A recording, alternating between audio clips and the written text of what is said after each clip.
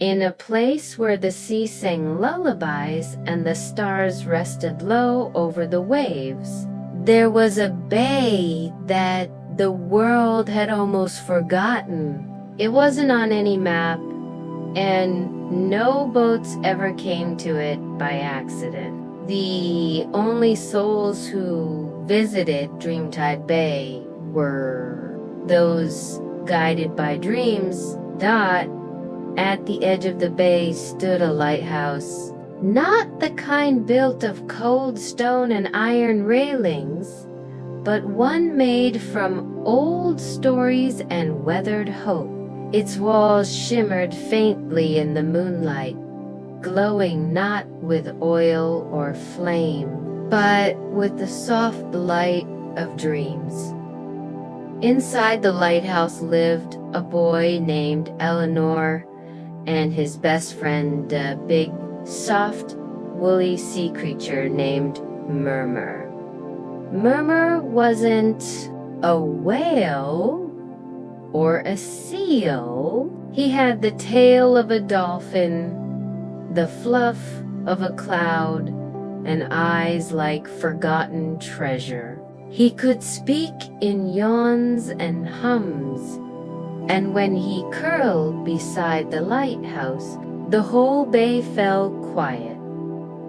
Every night, Ellinor climbed to the very top of the lighthouse, where a great orb floated instead of a lamp. This orb, called the Dream Glony, did care. It lit the skies of sleeping sailors and wandering clouds, of lonely birds and gentle waves. Without it, the dreams of the sea would drift away, never finding their dreamers. Ellinor took this job seriously, though he was only 10. As dusk settled one evening, Ellinor brushed the orb gently with a feather from a sky dove. It shimmered and pulsed, casting a light so soft it couldn't wake even the lightest sleeper. Murmur raised his round head from the shallows. "Tide's rolling in," he said in a hum that rumbled like a drowsy cello. Ellinor nodded, leaning on the windowsill. It's a good night, far out over the bay. Dreamfish leaped from wave to wave. They were shaped like teardrops with glowing fins, and they only appeared when the world was most at peace. Ellinor watched them as the stars blinked open, and somewhere just beneath the waves, something began to stir. Asterisk that night, as Ellinor slept, with Murmur curled around the lighthouse like a warm scarf, a soft bump echoed against the rocks below. He stirred. There it was again, dash bump, dot dot dot, bump, dot dot dot. Rubbing his eyes, Ellinor tiptoed down the winding stairs and out into the moonlit mist. The waves lapped gently. As always, the sand was cool between his toes. Floating in the shallows was a small glass bottle, its neck sealed with a star-shaped cork. Inside, something shimmered. He pulled it from the water and sat beneath Murmur's nose. The creature opened one sleepy eye. "What's that?" "I don't know yet," Ellinor whispered. He uncorked the bottle. A tiny scrap of parchment unfurled. Glowing faintly with silver ink, it read, "To the keeper of dreams. Please help. My dreams are lost at sea." There was no name, no signature, just the plea. Ellinor looked up at Murmur. "Someone needs us." The creature gave a low, thoughtful hump. "We haven't traveled the Dreamtide in a long while." Ellinor stood. "Then maybe it's time." At the base of the cliffs was a hidden cove where the tide only reached on moon-heavy nights. There, nestled among the barnacled rocks, was a boat made not of wood, but of sleep. Sleep. Its hull was shaped from drifted dreams, its sail stitched from slumbering sighs, and its ropes braided with strands of midnight. Ellinor had built it with Murmur long ago, just in case the world ever needed them. Tonight, they would use it. Murmur pushed the boat into the tide with his nose. Ellinor climbed aboard, the bottle tucked safely in his coat.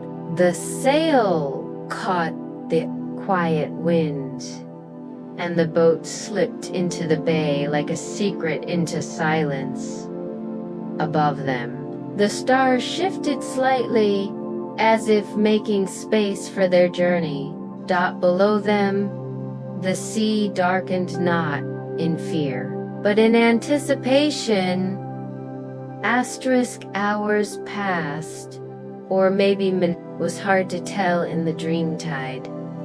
Then, out of nowhere, the boat slowed. A fog rolled in, not the kind made of mist and moisture, but a thick, heavy silence. Even Murmur's humming faded. The dream glow in Ellinor's pocket dimmed. He stood and looked ahead. The fog pulsed with emptiness. "No dreams live here," he whispered. He reached into the bottle again and found a second note hidden in the base. This one read, "They've taken them all, my dreams, and now I can't sleep at all." Suddenly, the fog shivered. Something moved within it. From the shadows emerged a shape tall and thin, cloaked in black stars. It had no face, just a flicker where eyes might have been. It spoke in a voice like creaking floorboards. "Are you looking for what was lost?" Ellinor stepped forward. "We've come to help." The figure tilted its head. "Then you must go where dreams go to hide." And with that, the fog folded open, revealing a path of starlit stepping stones across the sea. Ellinor and Murmur followed the path. Each stone was warm beneath their feet and paws, glowing softly as they stepped. At the end of the path was an island, round and surrounded by nothing but hush. It was called the Isle of Forgotten Sleeps. On it were thousands of dream jars, glass containers filled with flickering colors, stored like fireflies in a great spiral. But many were dim, some cracked, some completely empty. A creature waddled out from behind one round, covered in patchy feathers, with oversized glasses and an ink-stained beak. "I'm the archivist," it said, bowing.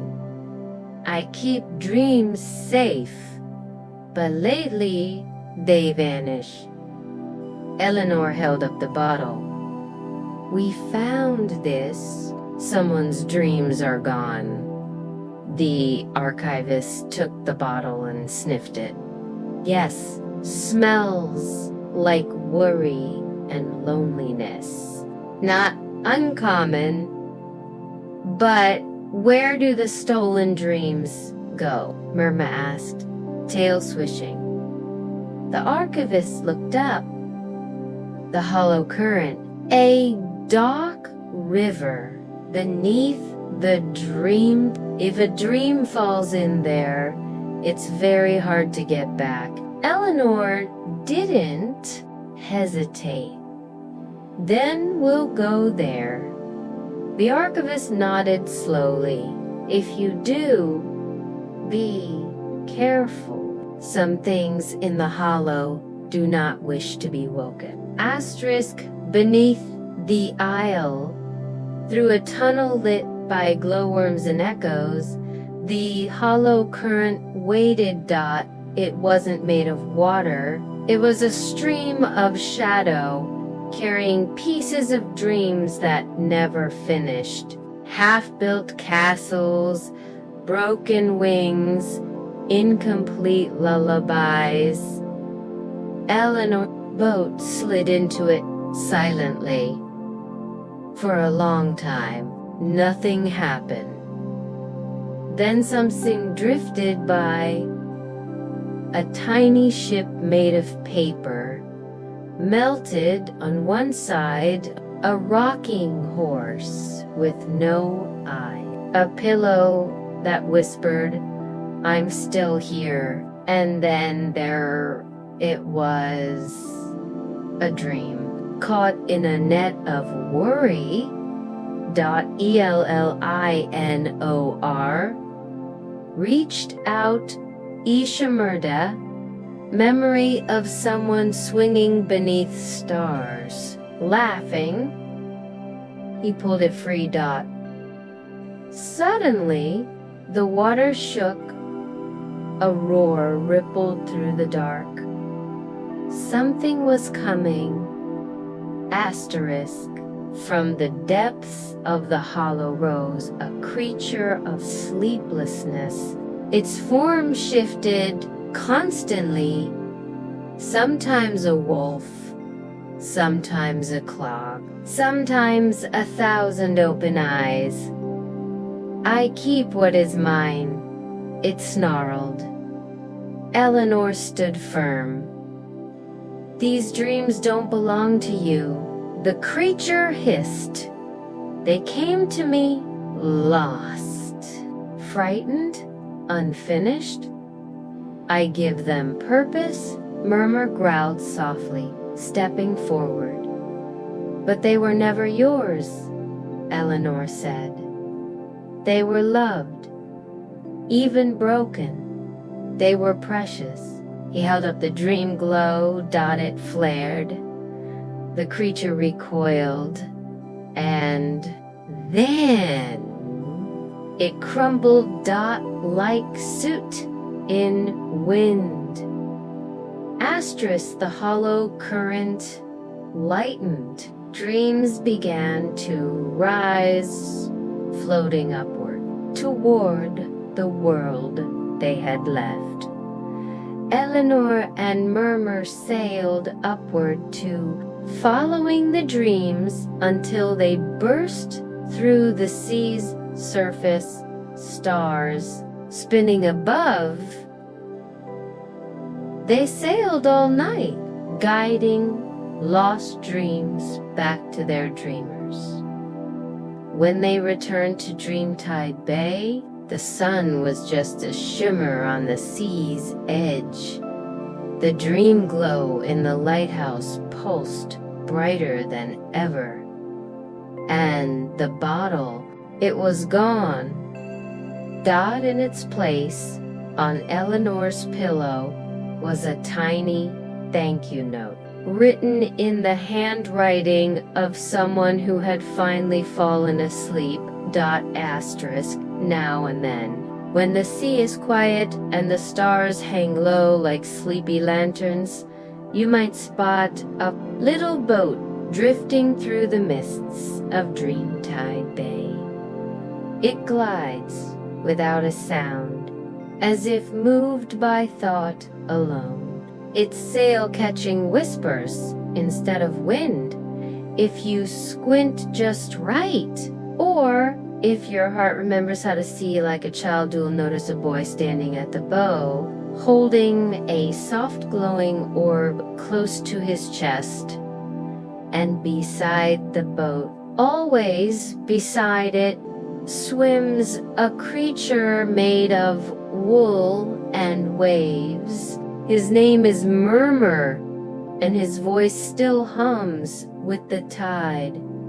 Back at the lighthouse, the dream glow continues to shine, its light reaching not only across oceans and skies, but deep into hearts and pillows and dreams. Children sleep more soundly now, their minds visited by glowing dreamfish and gentle tides. Lonely clouds drift with purpose, birds rest without fear, and even the stars wink a little more slowly, knowing they are watched. Ellinor sometimes writes letters to no one in particular, tucks them into bottles, and sets them adrift from the lighthouse window. He never signs them. They say some of those bottles wash ashore in faraway places, found by those who need a little comfort. Sometimes, all it says is, "You are not alone." The tide always returns. Sleep is never wasted. Murmur, when he's not swimming, curls himself around the base of the lighthouse like a scarf woven from dreams. He snores in little rumbles that help the base stay calm. And every so often, when the moon is full and the sea sighs just right, someone new finds their way to the beguided by dreams they thought they had lost. The lighthouse always welcomes them. The boat is always ready, and he's always watching, because for as long as the lighthouse stands, and as long as the dream glow shines, no dream will ever be truly lost again. And in the warm hush of dawn, just as the waves curl gently against the shore, Ellinor closes his eyes too. He's earned his rest. And so have you. Good night. Asterisk.